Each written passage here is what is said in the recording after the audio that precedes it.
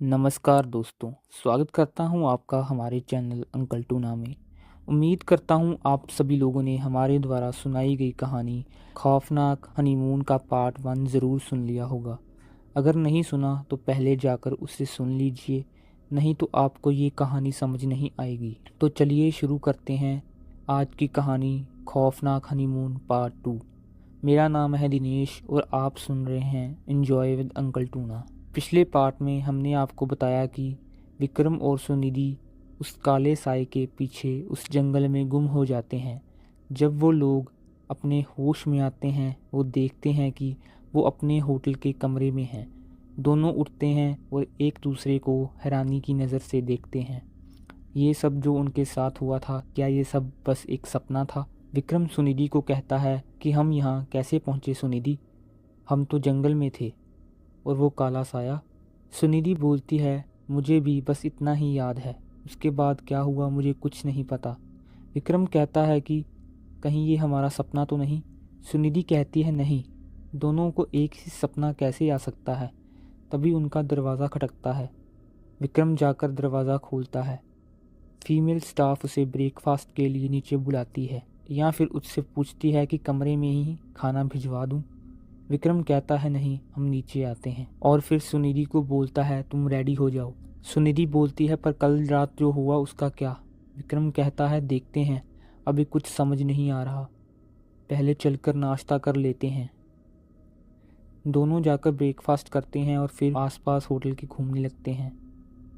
कल जो उनके साथ हुआ उसके बारे में सोचने लगते हैं। तभी वो ड्राइवर उनके पास आता है और उनसे पूछता है कि सर होटल कैसा लगा आपको, नींद तो अच्छी आई ना आपको? विक्रम ये बात सुनकर थोड़ा हैरान होता है। विक्रम ड्राइवर से पूछता है इस जगह का इतिहास क्या है? ड्राइवर बोलता है कि इसका क्या इतिहास होगा साहब, ये तो एक जंगल है बस। सुनिधि ड्राइवर से पूछती है कि यहाँ आसपास कोई खंडर है क्या? ड्राइवर खंडर का नाम सुनकर थोड़ा घबरा सा जाता है। विक्रम पूछता है क्या हुआ? ड्राइवर विक्रम को कहता है कि आपको खंडर के बारे में कैसे पता? विक्रम और सुनिधि ड्राइवर को अपने साथ हुई कल रात की सारी बातें बताते हैं। ड्राइवर उन्हें कहता है कि वो सैम्यूल है। विक्रम कहता है सैम्यूल? वो कौन है? वही काला साया जिसको आपने जंगल में देखा था, वो सैम्यूल है। आज से 60 साल पहले वो खंडर नहीं, एक आलीशान महल था जिसमें एक पोर्चुगल अधिकारी सैम्यूल रहता था। वो शैतान का पुजारी था। अफवाह थी कि वो इंसानों का खून पीता था ताकि वो जवान रह सके।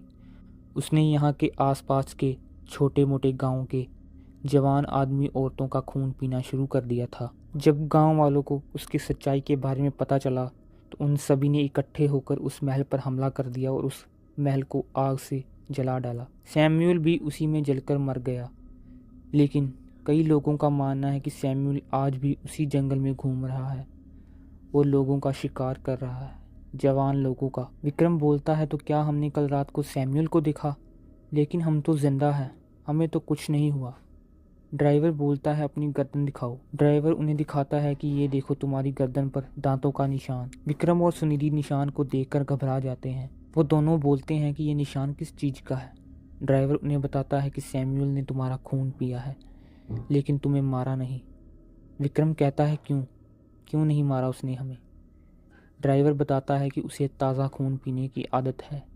अगर वो तुम्हें मार देता तो वो फिर तुम्हारा ताज़ा खून कैसे पीता? वैसे भी यहाँ पर जवान खून मिलना बहुत मुश्किल है। अब वो तुम्हारा रोज़ थोड़ा थोड़ा खून पीकर जिंदा रहेगा।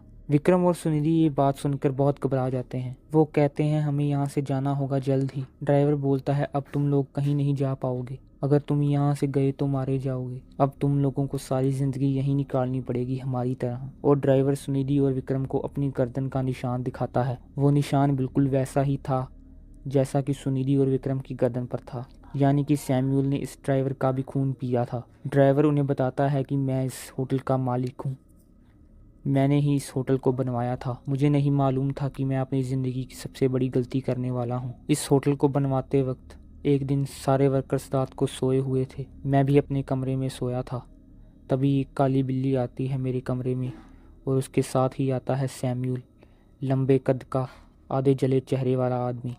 आदमी भी उसे कहना गलत होगा, ना आदमी ना शैतान, दोनों का मेल सैम्यूल। उसे देखकर मैं पूरी तरह से डर गया। उसने मुझे 2 ऑप्शंस दी, कि या तो वो मुझे अभी मार देगा अगर मैंने उसकी बात ना मानी, और दूसरी ऑप्शन दी कि मैं यहाँ अपना होटल बनाऊँ और नए नए लोगों को यहाँ पर बुलाऊं ताकि सैमुअल उनका ताज़ा खून पी सके। इसके बदले में वो मुझे ज़िंदा छोड़ देगा। जब वो किसी का खून पीता है तो आदमी शापित हो जाता है और उसके खून में जहर बनने लगता है, और अगर हर पूर्णिमा को सैमुअल ने उस आदमी का खून नहीं पिया तो वो उसके शरीर में फैल जाएगा और उसकी मौत हो जाएगी। इसलिए मैं भी कभी यहाँ से नहीं भाग पाया। बाकी वर्कर्स ने भागने की कोशिश की थी लेकिन सभी मारे गए। सैमुअल ने एक ऐसा जाल बिछाया है कि जैसे सैमुअल को ज़िंदा और जवान रहने के लिए हमारी ज़रूरत है, उसी तरह अब हमें भी ज़िंदा रहने के लिए उसकी ज़रूरत है, और अब तुम लोगों को भी उसकी ज़रूरत है अगर तुम्हें ज़िंदा रहना है तो। और ये सब जानने के बाद अगर तुम जाना चाहते हो तो जा सकते हो, लेकिन तुम्हारी अगली पूर्णिमा से पहले मौत हो जाएगी। ये सुन सुनिधि और विक्रम वहीं बैठकर रोने लगते हैं। ड्राइवर अंदर चला जाता है और थोड़ी देर बाद वो दोनों भी अंदर चले जाते हैं। शायद अब उन्होंने मान ही लिया था कि अब वो दोनों को यही रहना पड़ेगा और यहीं मरना पड़ेगा। दोस्तों, कैसी लगी आपको ये कहानी हमें कमेंट करके ज़रूर बताएं। उम्मीद करता हूँ अच्छी ही लगी होगी, और अगर अच्छी लगी हो तो लाइक कर दें इस वीडियो को और हमारे चैनल को सब्सक्राइब कर लें। धन्यवाद।